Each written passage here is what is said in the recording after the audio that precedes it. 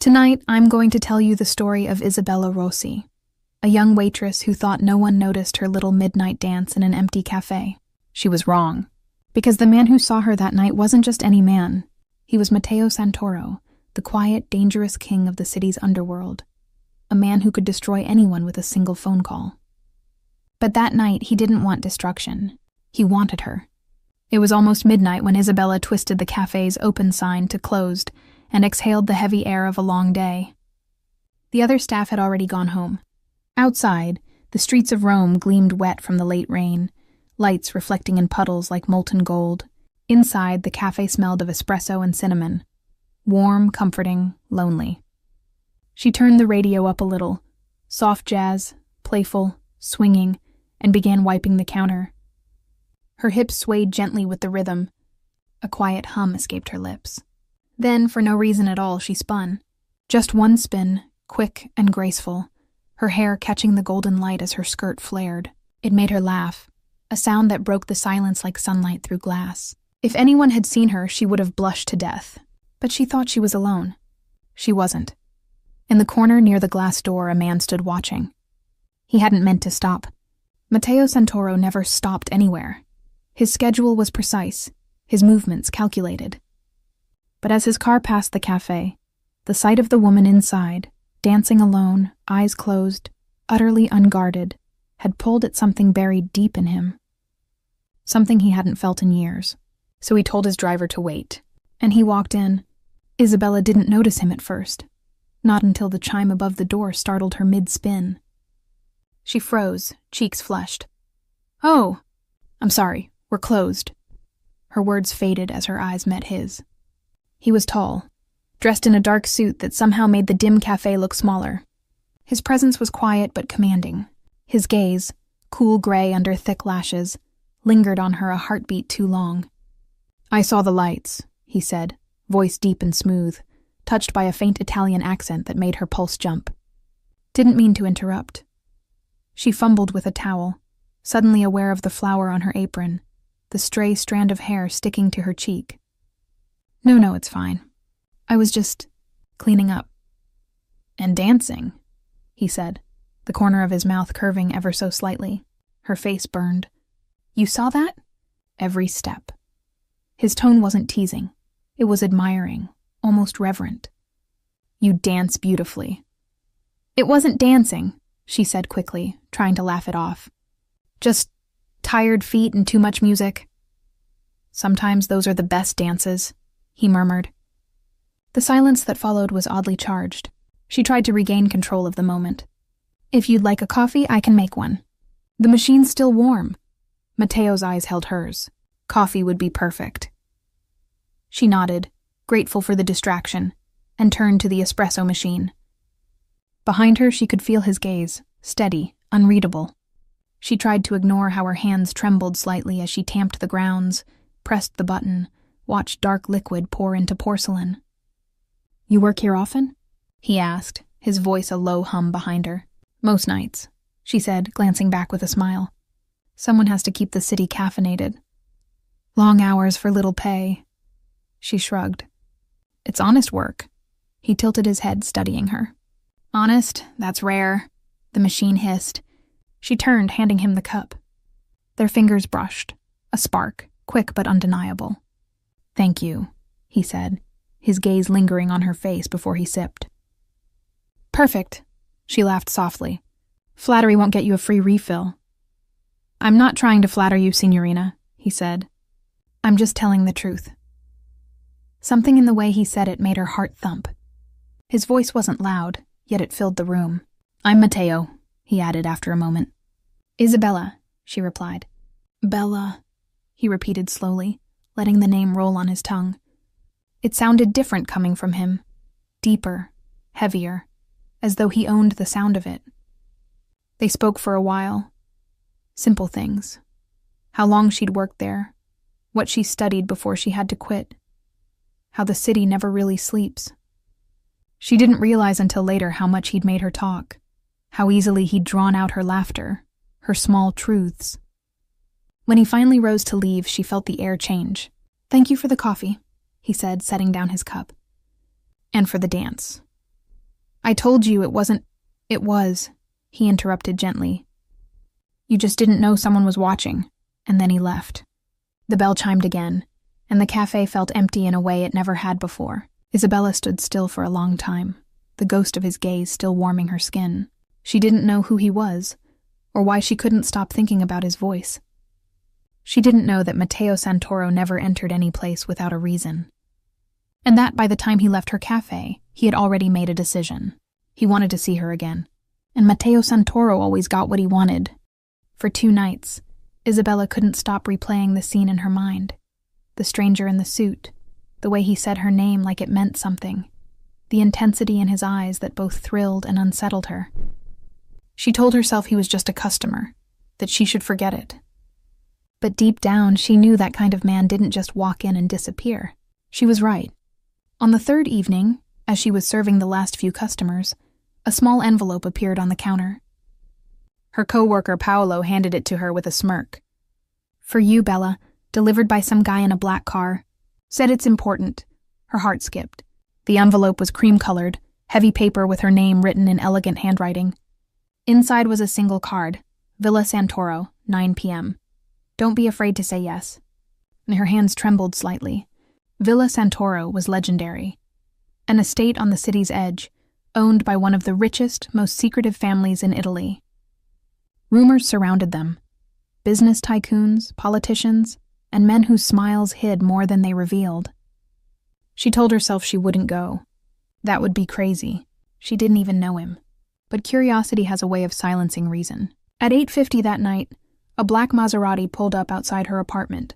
The driver, dressed in black, stepped out and opened the door for her. Miss Rossi? Her heart thudded. Yes. Mr. Santoro is expecting you. She almost said no. Almost. But something inside her, something that wanted to know who he really was, whispered go. The drive was silent except for the low hum of the engine and the rain tapping on the windows. When the car finally stopped before a gated villa surrounded by tall cypress trees, Isabella felt a shiver. The place looked more like a fortress than a home. The front doors opened as she approached. A butler in a dark suit nodded respectfully. Mr. Santoro will see you in the conservatory. She followed him through marble halls filled with art, the soft sound of a piano echoing in the distance. The scent of amber and tobacco lingered faintly in the air. When she stepped into the conservatory, she saw him, Matteo, standing near a grand piano, one hand resting casually on a glass of red wine. He was wearing a dark turtleneck instead of a suit, but he looked just as intimidating. You came, he said simply, his lips curving into a small smile. I almost didn't, she admitted. He raised an eyebrow. But you did. That says something. Maybe that I'm reckless. Maybe that you're curious. He gestured toward a chair. Sit. I don't bite. That sounds like something a man who does bite would say, she murmured, but sat anyway. He chuckled, a rare, genuine sound that made her stomach flip. You're braver than I thought. And you're more mysterious than anyone has a right to be. Their eyes met, the tension between them growing heavier with every heartbeat.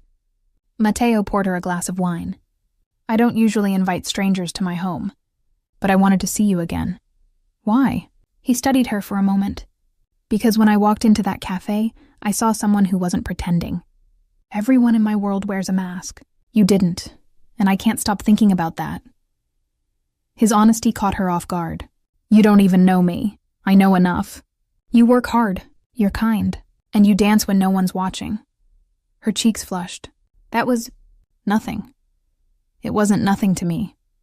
The sincerity in his tone left her speechless. For a few moments, they sat in silence, the soft piano music filling the air. Matteo seemed lost in thought, his eyes distant. Then he spoke again, his voice quieter.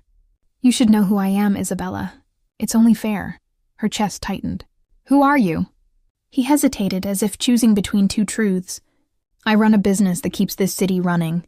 Some call it construction. Some call it politics, others use uglier words. She frowned. What kind of business? He met her gaze, unflinching. The kind that requires loyalty and discretion. The kind that sometimes involves risk, and the kind that doesn't allow many friends. It wasn't a confession. but it was close enough. Isabella understood immediately what he wasn't saying. "You're dangerous," she whispered. A faint smile ghosted over his lips. "To some people. Not to you. How can you be sure?" "Because if I meant you harm, you wouldn't be sitting here." His tone was calm, matter of fact, and yet there was no menace in it. Just quiet certainty. She should have been afraid. Instead, she felt seen. "I should go," she said, standing abruptly. This was a mistake. Matteo rose too, his expression unreadable. "If you want to leave, I won't stop you. But something tells me you'll come back. People always do when they find a place they didn't know they were missing." "Don't be so sure," she said. But her voice wavered. He walked her to the door, keeping a polite distance. As the butler reappeared, Matteo spoke softly. "Bella." She turned. "Next time you dance," he said, "don't hide it. The world needs more people who still remember how." Her throat tightened. She couldn't tell if it was a compliment or a warning. That night, lying in bed, Isabella couldn't sleep. Matteo's words echoed in her head, his voice sliding into her dreams. She told herself she wouldn't see him again. She told herself she was too smart for that. But deep down, she already knew she'd lost that battle. Because something about the way he'd looked at her, like she was light in a world full of darkness, had left a mark she couldn't erase. And what she didn't know was that outside, across the street, a black car idled quietly. Matteo's driver sat inside, watching her window, waiting for the boss's call. Matteo never left anything to chance, not even her. Days passed, but Isabella couldn't shake him from her mind. Every time the cafe door opened, her heart leapt, half expecting to see him again. But Matteo Santoro didn't just appear twice without reason. And yet, one rainy afternoon, he did. The cafe was busy, filled with the low hum of conversation and the hiss of milk steaming. Isabella was wiping a table when the air suddenly shifted, quieter, heavier. When she turned, he was there, seated in the corner booth, reading a newspaper. Two men in dark suits lingered discreetly near the door, pretending to be ordinary customers. Her chest tightened. He shouldn't be here. She approached cautiously, forcing a smile. "We're all out of miracles today, Signor Santoro. Can I offer you coffee instead?" He looked up from the paper, his lips curling faintly. "Just Matteo, please. And yes, your coffee, not the miracle, is exactly why I came." "You came all this way for caffeine?" She teased, trying to sound unaffected. "For conversation," he corrected. "And maybe company." Their eyes met. The world seemed to fade for a heartbeat. She poured him an espresso and sat across from him, breaking every cafe rule she knew. "You don't strike me as the type who needs company." "I don't," he said quietly, fingers tracing the rim of his cup. "But I find myself wanting it lately." Her heart fluttered before she caught herself. "You shouldn't be here. People talk." "Let them," he said, voice soft but edged with authority. "You're safe with me." "I'm not sure that's the point," she replied. He leaned forward, elbows resting on the table, lowering his voice. "The point, Bella, is that I like seeing you, and I don't like being told what I should or shouldn't do." There it was again, that mix of gentleness and danger that both unnerved and fascinated her. He stayed for nearly an hour, asking her about her dreams, her family, her favorite books. He listened like no one ever had. But as she spoke, she noticed subtle details.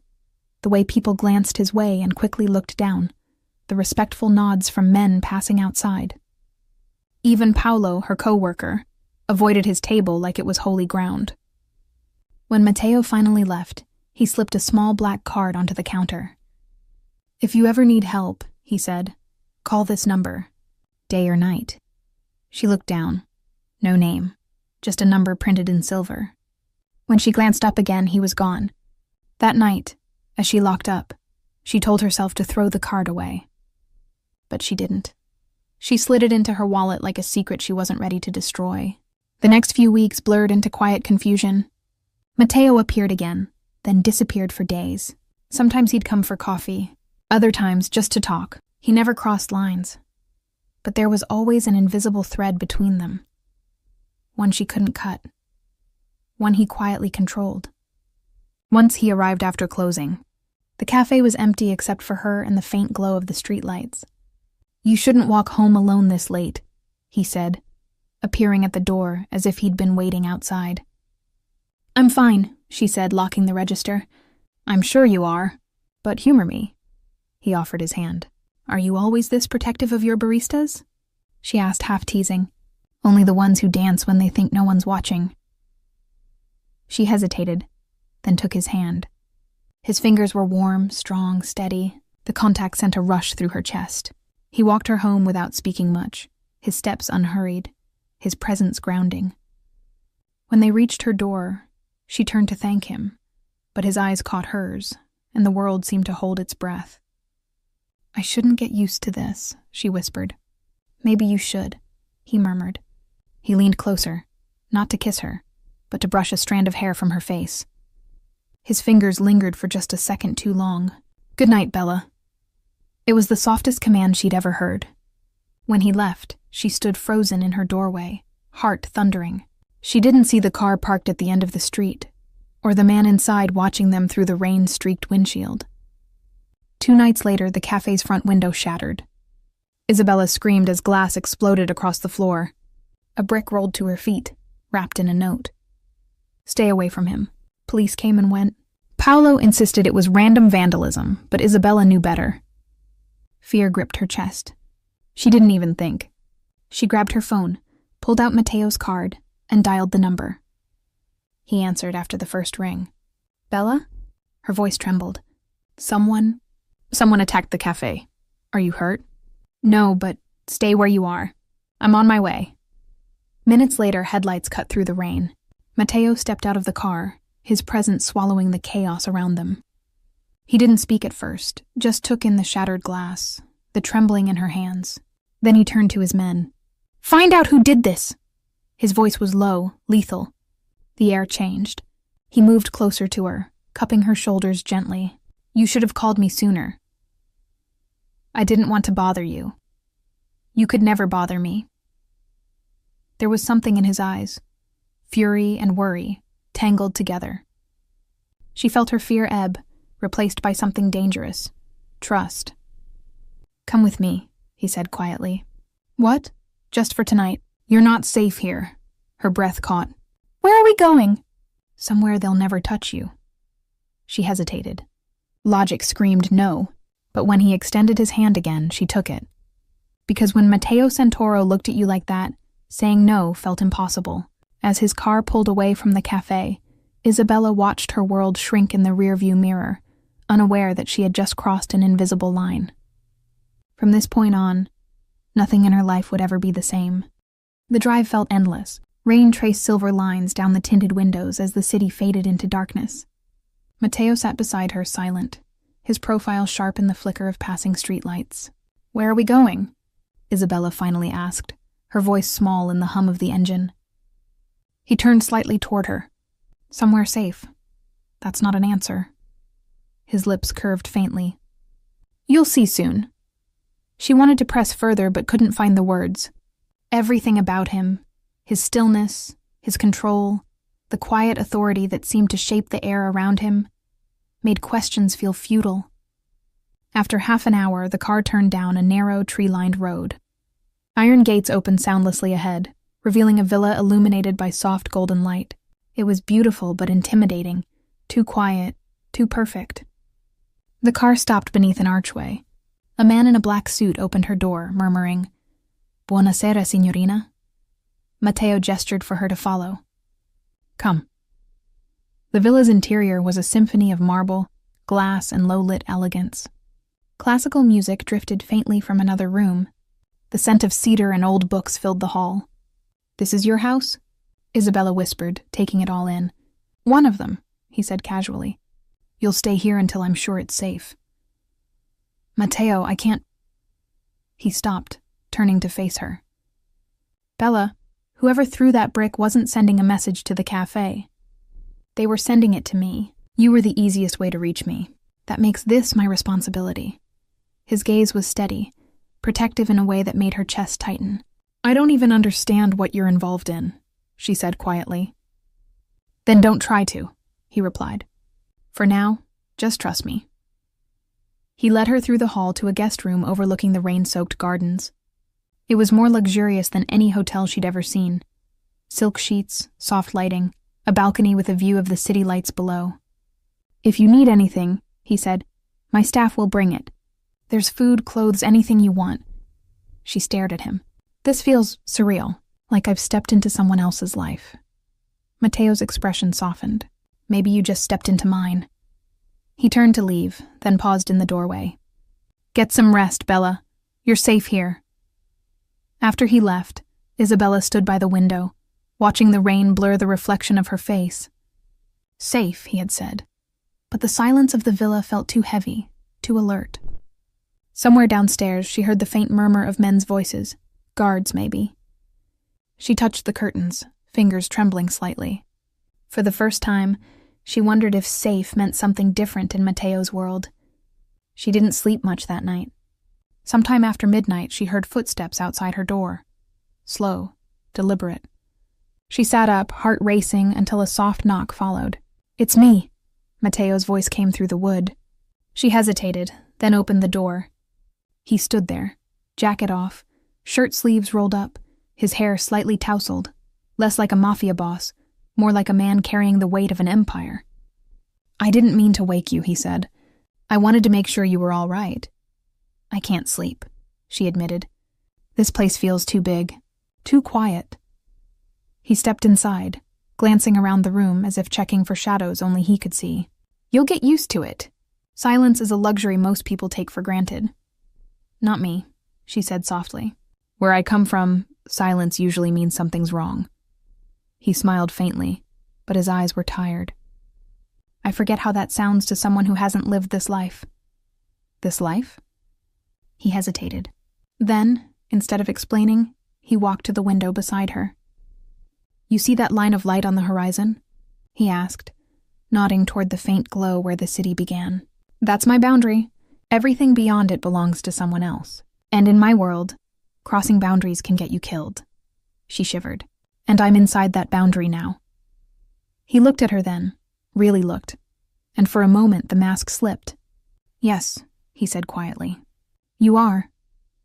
They stood there for a long time, the rain whispering against the glass, their reflections blending in the dark window pane. "Why are you helping me?" she asked finally. "You could have just sent someone to fix the window." He exhaled slowly. "Because when I saw that note, I realized how close you came to being hurt because of me, and I don't let anyone pay for my mistakes. But you don't even know me." "I know enough," he said. "Enough to know that if something happened to you, I wouldn't sleep again." The words hit harder than she expected. No one had ever spoken about her like that, not with such quiet certainty. "Mateo," she began, but her voice faltered. He took a step closer. The distance between them vanished, replaced by a tension that made her heartbeat echo in her ears. "I should go," he said after a moment, his voice rough. "Before I say something I can't take back." He turned to leave, but her hand brushed his arm. Instinct, not thought. "Wait," he stopped. She searched his face. The sharp lines, the weary eyes, the contradiction between danger and gentleness that defined him. "I'm not afraid of you," she whispered. Something shifted in his gaze, a flicker of disbelief, then something deeper, rawer. "You should be," he said.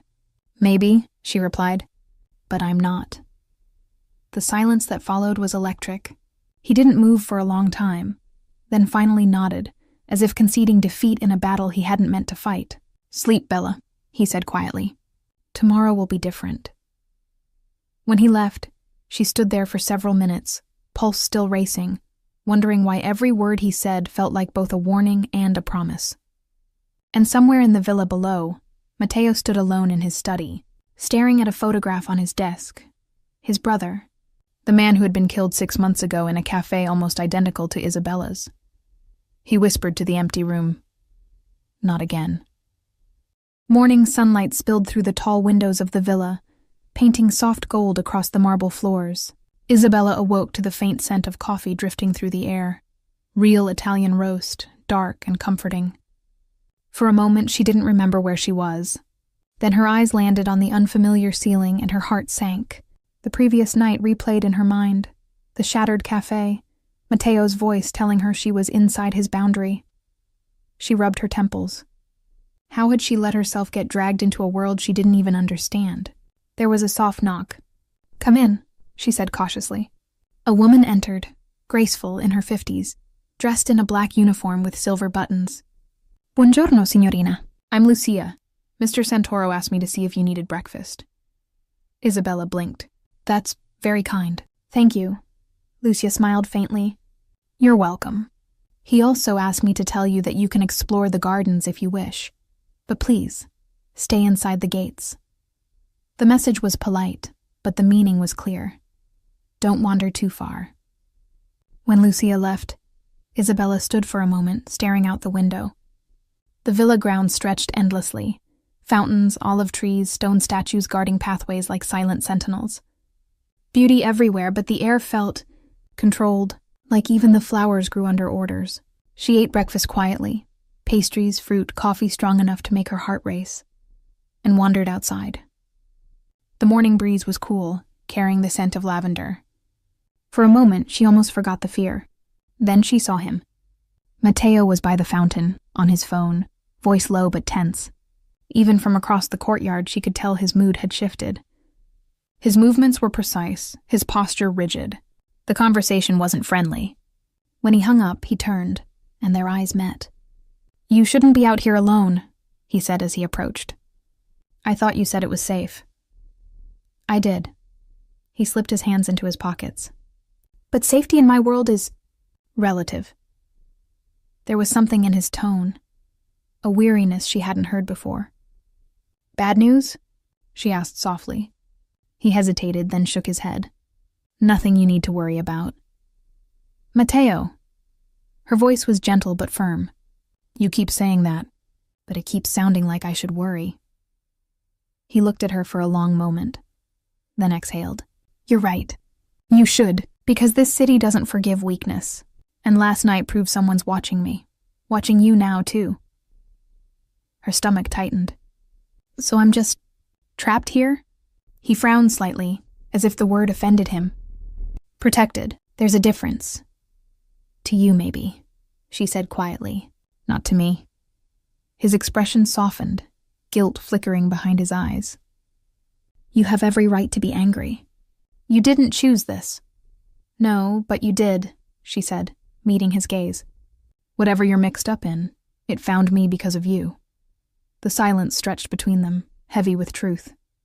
Then, unexpectedly, he said, "I lost someone once because of this life. My brother." The admission caught her off guard. "I'm sorry," she whispered. Mateo's jaw tightened. He ran the family's accounts. Thought he could handle both worlds, legitimate and not. But trust is a fragile thing here. One mistake, one rumor, and he was gone. Gone? Shot, in a cafe. His eyes darkened. "That's why when I saw your note, I couldn't ignore it." For the first time, Isabella saw past his composure, glimpsing the grief that lived beneath the calm exterior. "You blame yourself," she said softly. He didn't deny it. "When you lose enough people, you start keeping others at arm's length. Safer that way." "And yet here I am," she said. "And yet here you are." His gaze met hers, steady and intent. "And I don't know why that scares me more than anything." Her heart caught in her throat. There it was, the line between danger and desire, drawn and crossed in a single breath. He turned away almost abruptly. "I have to take care of some things in the city. You'll stay here until I return. No arguments. Mateo, please." The word came out quieter than she expected. "Don't make me worry." He left her standing by the fountain, the sound of his car fading down the long driveway. That afternoon, a storm rolled in, darkening the sky. The villa seemed to grow colder with every clap of thunder. Isabella tried reading, but her mind kept circling back to Mateo, his story, his grief, the walls he'd built. By evening, she wandered back to the conservatory. The piano stood open, its keys gleaming in the dim light. She hesitated, then sat and pressed a few soft notes. The melody was uneven, hesitant, a lullaby her mother used to hum. She didn't hear him enter. "That's beautiful," Mateo's voice came from behind her. She turned, startled. I didn't know you were back. I wanted to hear the storm from home, he said, stepping closer. And I heard music instead. I was just trying to remember something good, she said softly. He smiled faintly. You remind me what that feels like. The words lingered in the air between them, delicate and dangerous. Did you find what you were looking for in the city? She asked. Not yet, he said, but I will. The way he said it sent a shiver down her spine. She stood, her pulse quickening. Matteo, when all this is over, when it's safe, what happens then? He was quiet for a long time before answering. Then you'll be free to leave. And you? He met her eyes, and for once there was no distance between them. People like me don't get free, Bella. We just get quieter. The sadness in his voice cut deeper than she expected. Without thinking, she reached out, her fingers brushing his hand. He didn't move away. They stood there, close enough to feel each other's breath. Outside, thunder rumbled softly, the sound almost protective. In that moment, Isabella realized something terrifying and undeniable. She didn't want to leave. And Matteo, though he didn't say it, was realizing something even worse. He didn't want to let her. The following morning, the storm had passed, but an uneasy stillness hung over the villa. Matteo sat in his study, surrounded by the low hum of tension that filled the room whenever his men gathered. Papers were spread across his desk. Surveillance photos, bank ledgers, lists of names circled in red ink. Luca, his most trusted lieutenant, stood opposite him, shoulders tense. It was the Caruso family, he said grimly. They're testing your boundaries again. The note left at the cafe was their warning. Matteo's jaw flexed. A warning would have been a bullet. This was a message. They're not after me, they're after her. Luca frowned. The waitress? Matteo's gaze hardened. Don't call her that. Luca hesitated, then nodded. What do you want me to do? Matteo's fingers drummed once on the desk. Find the leak. Someone inside gave them her name, her address, her schedule. That doesn't happen by accident. Luca hesitated. You think it's someone close? I think it's someone breathing, Matteo said coldly. Silence settled, heavy as gunmetal. When Luca left, Matteo leaned back in his chair, rubbing his temples. He'd spent years building a fortress of control around his life. Every alliance, every secret, perfectly balanced. But Isabella had cracked something open in him, and now everything seemed to bleed through that fracture. He looked at the framed photo of his brother again, the one who died in a cafe 6 months ago. They'll try again, he muttered. They always do. A soft knock interrupted his thoughts. Matteo? Isabella's voice drifted through the door. He quickly swept the files into a drawer before answering. Come in. She entered hesitantly, dressed in one of the simple cotton dresses Lucia had found for her. She looked out of place in the somber office, like a splash of sunlight that didn't belong among shadows. Did I interrupt something? She asked. He smiled faintly. Just business. Your kind of business scares me, she admitted. It scares me too sometimes, he said quietly. She tilted her head, studying him. Then why do it? Because if I didn't, someone worse would. Power is like gravity here. If you let go, it crushes you. The honesty in his voice startled her. She crossed her arms. You talk like you have no choice. He gave a small, sad smile. Everyone has a choice, Bella. It's just that mine come with consequences measured in blood. Before she could answer, a phone buzzed on his desk. Matteo's expression shifted instantly, calm turning to steel. He picked it up. Speak. She couldn't hear the other voice, but she saw the color drain from his face.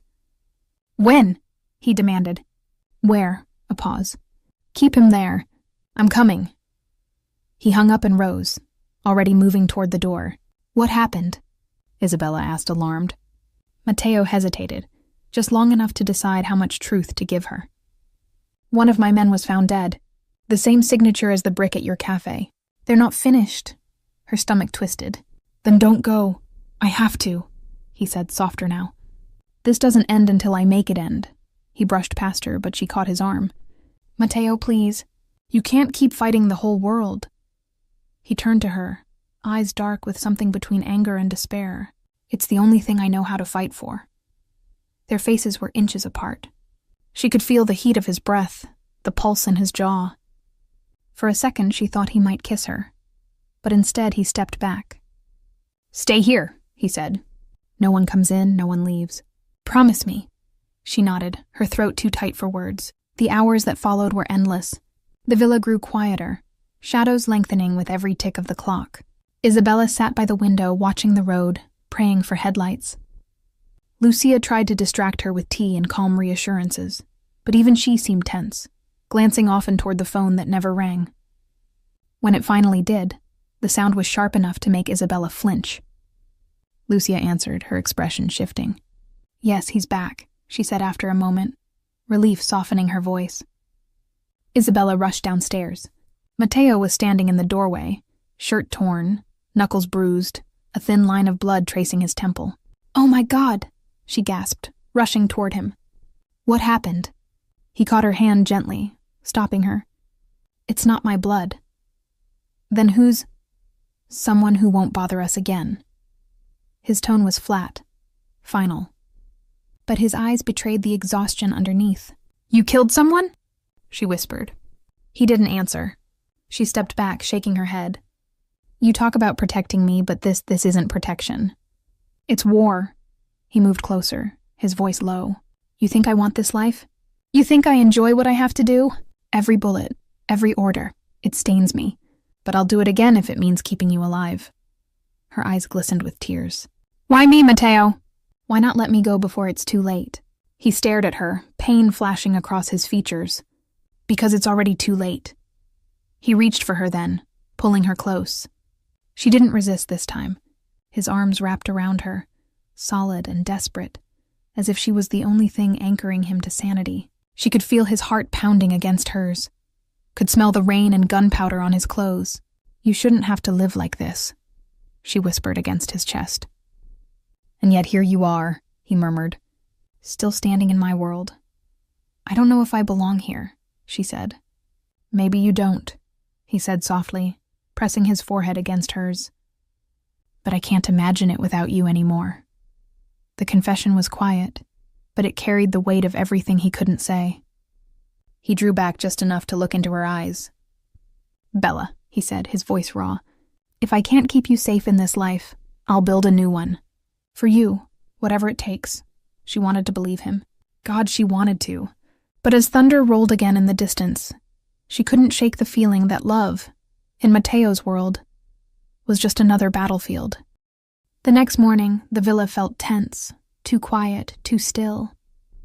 The men who usually guarded the hallways moved faster, their eyes sharper. Something had shifted. Matteo was in the study again, pacing. Papers covered the desk like a battlefield of secrets.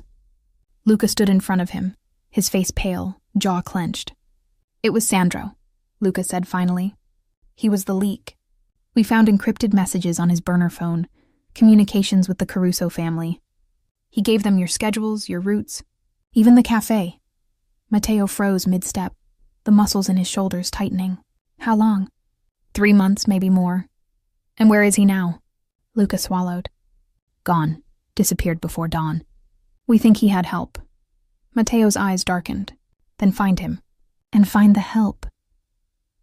Luca nodded and left quickly. But Matteo stayed still, staring at the floor, rage simmering beneath his calm exterior. Betrayal wasn't new in his world, but this one felt personal. Someone had deliberately targeted what mattered to him now. He ran a hand through his hair, exhaling through clenched teeth. "They're coming for her," he muttered. Upstairs, Isabella sat on the balcony, trying to breathe in the morning air. The world outside the gates seemed deceptively peaceful, birds chirping, sunlight painting the gardens gold. But she could feel it, even from here, the tension that rippled through the villa like an invisible current. When Lucia brought her breakfast, Isabella asked, "Where's Matteo?" "In his study," Lucia said carefully. "He's dealing with business." "Business," Isabella repeated. The word had become a synonym for violence. She hesitated, then set her coffee aside. "Lucia, how long have you worked for him?" 10 years, Lucia replied. "Since before his father died." Then tell me honestly, is he a good man? Lucia paused, the question catching her off guard. He is a powerful man, she said at last. He's done terrible things, but I've seen him do good ones too. He's not cruel, just lost. Lost? Lucia nodded sadly. Men born into darkness often are. They spend their lives trying to hold on to whatever light they find. Sometimes that light is a person. The meaning wasn't lost on Isabella. She looked down at her hands, suddenly unsure if she could be anyone's light, especially his. Before she could ask more, one of Mateo's men appeared at the door, breathless. Lucia, the power's out across the east wing. Lucia frowned. That shouldn't happen. Isabella felt a chill run down her spine. The air suddenly felt wrong, heavy, charged. Downstairs, Mateo's phone buzzed again. A text message. Unknown number. You can't protect everyone, Santoro. He stared at it for a second before tossing the phone onto the desk and striding toward the door. He didn't get far. The moment he stepped into the hallway, a sharp crack split the air, the sound of shattering glass. A bullet tore through the window frame, splintering wood inches from his head. Get down! One of his guards shouted. Mateo ducked behind the marble column, pulling his gun from his holster. Where did it come from? East side, near the gardens. His blood ran cold. Isabella was upstairs, in the east wing. Cover me! He barked, sprinting toward the staircase. Isabella had heard the gunshot. It echoed through the villa like thunder. She froze, the tray of coffee cups slipping from her hands and shattering on the floor. Lucia grabbed her arm. Get away from the windows. What's happening? Isabella's voice trembled. Lucia didn't answer, just pulled her toward the hall. But before they could reach the door, 2 men burst in, faces masked, guns raised. Isabella screamed as Lucia shoved her behind the sofa. One of the men grabbed the older woman and threw her aside. Where is she? He shouted to the other. Search the rooms. They were coming for her. Mateo had been right. Isabella crouched low, her heart slamming against her ribs. The sound of boots echoed across the marble floor. She spotted the balcony door, half open. Her mind screamed run. She darted for it, slipping through just as one of the gunmen shouted. A bullet whizzed past, slamming into the railing. She stumbled down the steps into the garden, sprinting across the wet grass. Stop her! Another shot cracked through the air. She ducked, breath ragged, and ran toward the olive grove, where trees clustered thickly enough to hide her. Bella! The voice was Mateo's, sharp, commanding. Relief flooded her chest. He appeared from the opposite path, gun drawn, fury in his eyes. When he saw her, his expression shifted, from rage to pure, unguarded fear. Down! He shouted. She dropped instinctively. Mateo fired twice, 2 clean, controlled shots. Both intruders went down before they could reach her. The echo of the gunfire hung in the air like thunder. Then there was silence. Isabella trembled as he approached. His gun fell to his side, his other hand reaching for her face. Are you hurt? She shook her head, tears streaking her cheeks. No. But Lucia, she's alive, he said quickly. They won't touch her again. His voice was tight, hoarse with adrenaline. He pulled her into his arms, holding her so tightly she could feel the tremor in his chest. I told you to stay inside, he whispered. I heard the shots, and you came running toward them? He pulled back, eyes blazing. You could have been killed. I couldn't just hide, she said, voice breaking. I couldn't do nothing. He stared at her for a long moment, breathing hard, then exhaled and cupped her face again. You're impossible. You're welcome, she whispered shakily. He almost laughed, a sound half relief, half exhaustion. Don't ever scare me like that again. I can't promise that, she said. The corners of his mouth twitched. Of course you can't. He brushed a strand of hair from her face. Come inside. It's over. But as he led her back toward the villa, his eyes flicked toward the tree line, the place where the intruders had entered. It wasn't over, not yet, because he knew the Caruso family wouldn't send amateurs for a warning. They'd send killers for revenge. And the next time they came, it wouldn't just be to frighten him. It would be to finish the job. That night, Mateo didn't sleep. The villa was under lockdown. More guards, more weapons, more silence. From her room, Isabella could hear the constant echo of footsteps and murmured orders. Somewhere beyond her door, the air felt charged with war. Mateo stood alone in his study, staring at the bullet holes in the reports scattered across his desk. He didn't bother to clean up the blood spatter on his sleeve. It wasn't his, but it reminded him that this time the violence had come too close. Luca entered quietly, holding a phone. "We found Sandro." Mateo's gaze snapped up. "Where?" "In the industrial quarter." "He's with them. They've set up a base near the river." "Bring the car," Mateo said. "Boss?" Luca hesitated. "You're not thinking straight. You can't storm in there alone. It's a trap." "I know," Mateo said, voice low and calm. "That's why I'm going."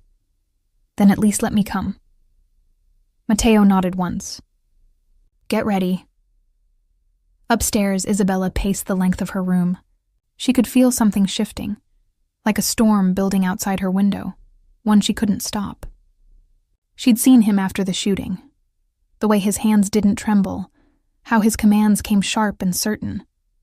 It scared her how natural he seemed in that chaos. Lucia brought her tea again, but Isabella barely touched it.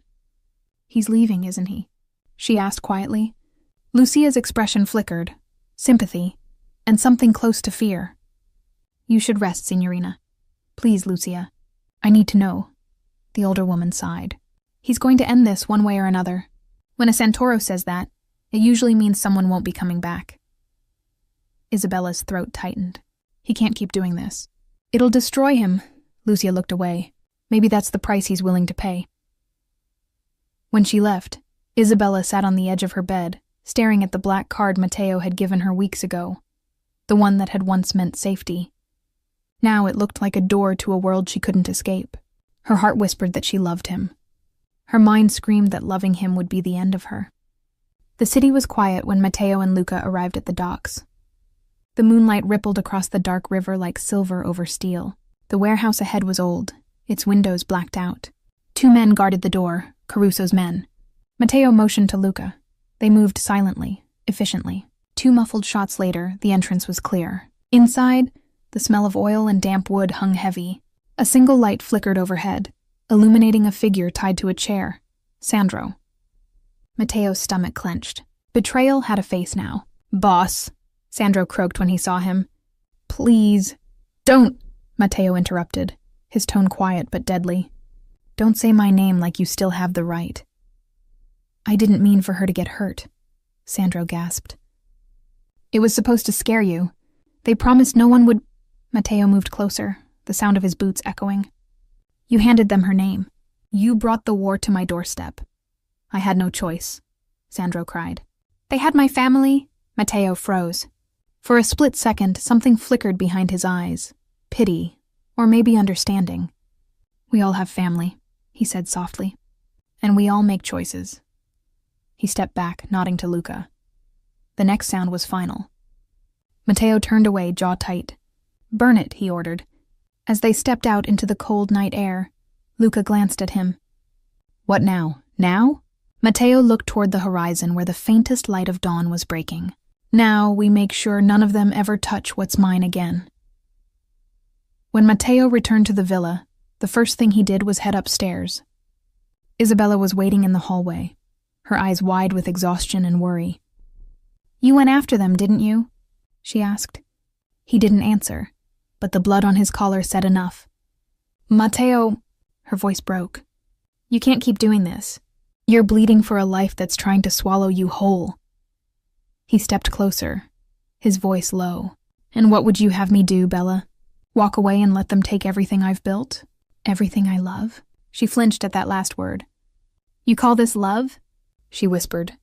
"Killing people before breakfast, sleeping next to a gun?" "I call it survival," he said. "And survival is the only reason you're still alive." Tears filled her eyes. "I didn't ask for this life." "I know."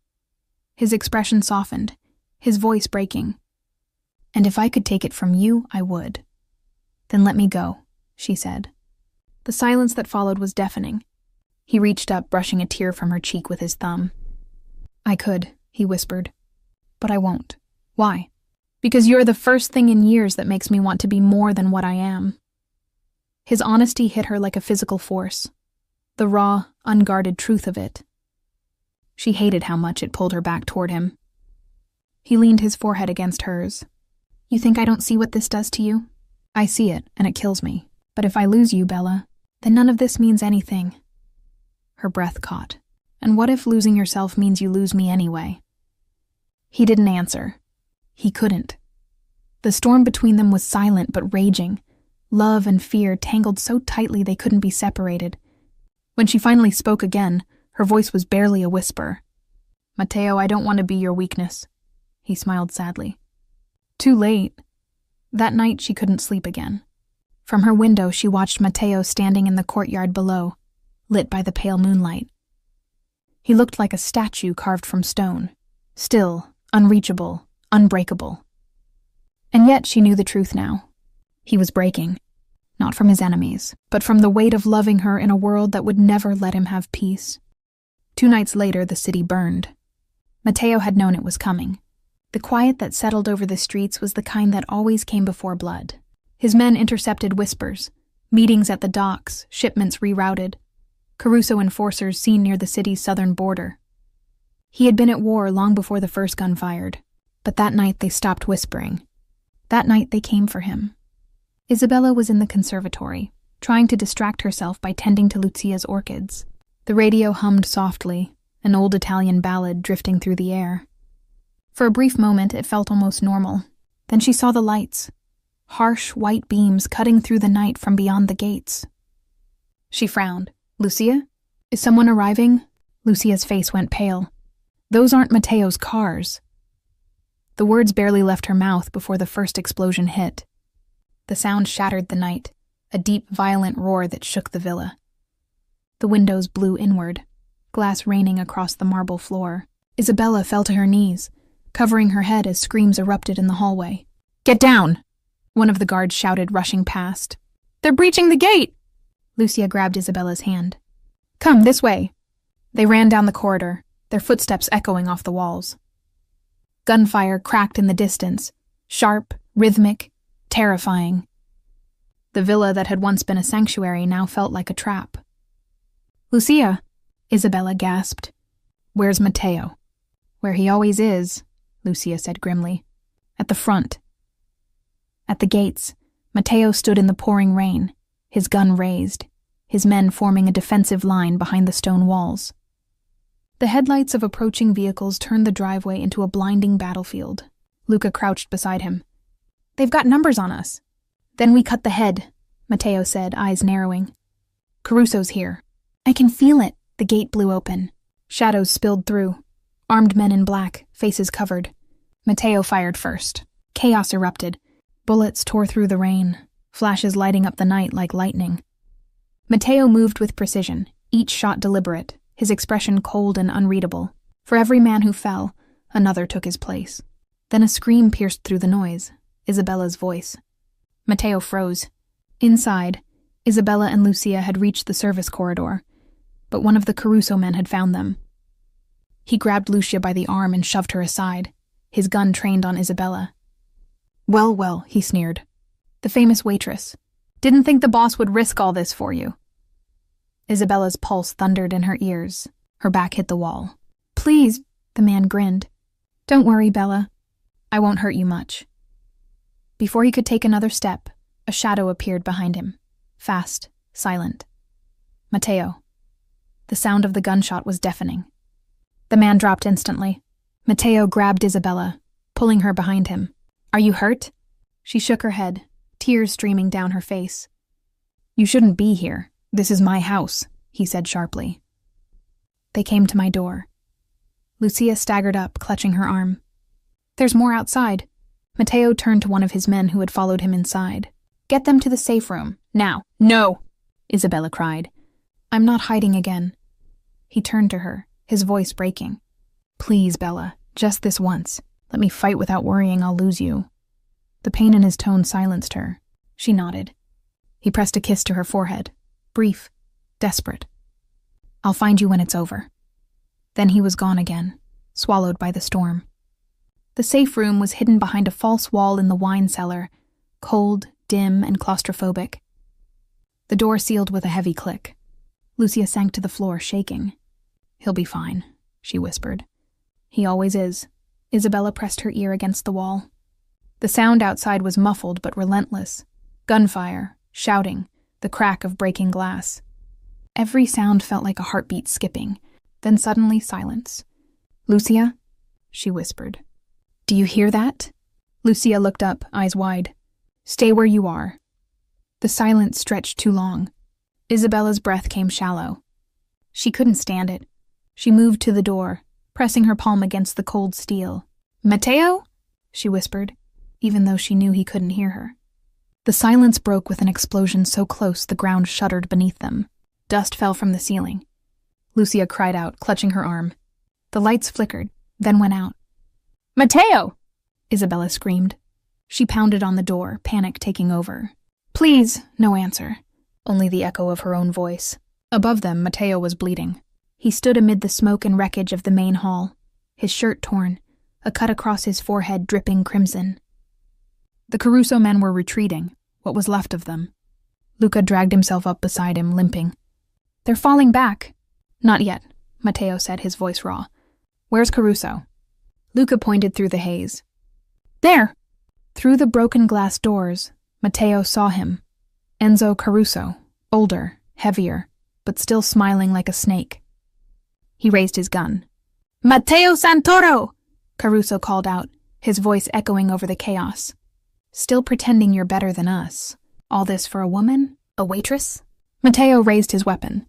"For her, I'd burn every corner of this city." Caruso laughed. "Then let's burn it together." Both fired. The world narrowed to the flash of muzzle fire, the smell of smoke, the sound of shattering glass. When the dust settled, Caruso was on the ground. Matteo was still standing. Barely. He staggered backward, clutching his side. The pain was sharp, spreading fast. He pressed his hand against the wound, blood warm beneath his palm. "Boss!" Luca shouted, running to catch him. Matteo's voice was fading. "The safe room. Bella." Then his legs gave out. The last thing he heard was the sound of her name on his own lips before darkness swallowed him whole. When Isabella reached him, he was barely conscious. Lucia and 2 guards had forced the safe room door open after the shooting stopped. The villa smelled of smoke and metal, the floor streaked with blood. Isabella stumbled through the haze until she saw him. Matteo, lying near the broken fountain, his shirt soaked crimson. "Matteo!" she cried, dropping to her knees beside him. His eyes fluttered open, unfocused. "Bella, don't talk," she whispered, pressing her hands against the wound. "You're going to be okay. The ambulance—" He gave a faint, pained smile. "No ambulance. No police." "You're bleeding." "I've bled before." His voice cracked. "Listen to me." She shook her head, tears streaking her cheeks. "Don't you dare say goodbye. You don't get to save me and then leave me." He reached for her hand, his grip weak but steady. "If I don't make it, there's a safe behind the desk. Papers, accounts, everything you'll need to disappear. New name, new life. Promise me you'll use it." "Stop it," she sobbed. "You're going to make it. You promised you'd find me when it was over." He smiled faintly. "It's never over, Bella. Not for men like me." Her tears fell onto his chest. "Then I'll stay until it is." He closed his eyes for a moment, and for one terrifying second, she thought he was gone, until she felt his hand tighten weakly around hers. "I never believed in fate," he whispered, his voice barely audible, "until the night I saw you dancing." She bent down, pressing her forehead to his. "Then dance with me now," she whispered. "Just one more time." He managed a soft laugh, breathless, broken, beautiful. "Always." She kissed him, the first real kiss since that night in the cafe, the one that had changed everything. It wasn't perfect or graceful. It was desperate and trembling, a kiss that carried every word they didn't have time to say. When she pulled back, his eyes were still open, and in them, she saw peace for the first time. "Stay with me," she whispered. "I'm trying," he said, a faint smile curving his lips.